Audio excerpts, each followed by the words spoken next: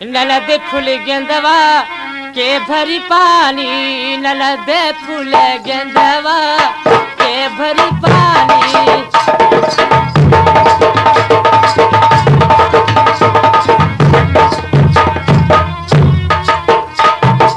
ननद फूल गेंदवा के भरी पानी, ननद फूल गेंदवा के भरी पानी।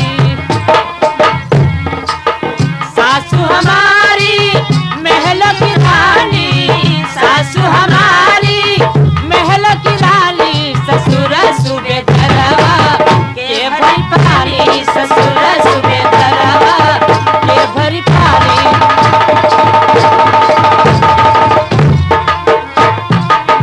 सासू हमारी महल की रानी, सासू हमारी महल की रानी, ससुर सूबेदारवा के भरी पानी, ननद फूल गेंदवा के भरी पानी, ननद फूल गेंदवा।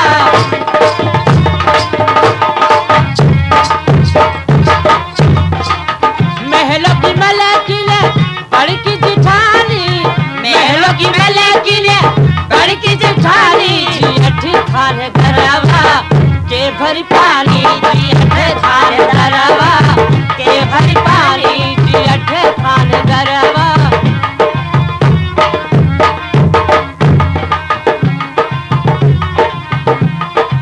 हेलो हेलो निर्मला जी, ये आगे हमारे श्री राम बाबू यानी श्री राम दलेल खां सिसैया के रहने वाले, इन्होंने 151 रुपये का पुरस्कार दे रहे हैं। लेकिन निर्मला जी, आपका क्या ख्याल है? और आधी आधी रतिया, आधी आधी रतिया, हाँ हाँ, और आधी आधी रतिया कि पछले पहाड़वा वैसे सैया बोले मरवा के, बोले मेरे राजा सैया बोले मरवा के।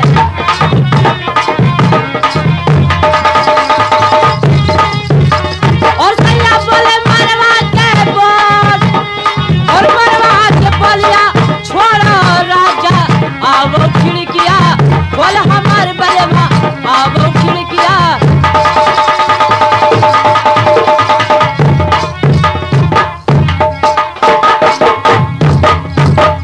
के भरी पानी, ननद फूल गेंदवा के भरी पानी, ननद फूल गेंदवा।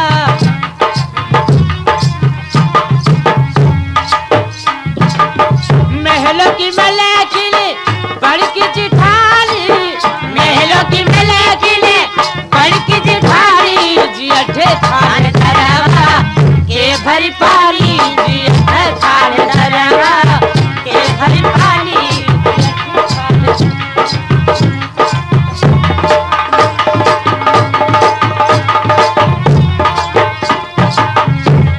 ननद फूल गेंदवा के भरी पानी, ननद फूल गेंदवा के भरी पानी।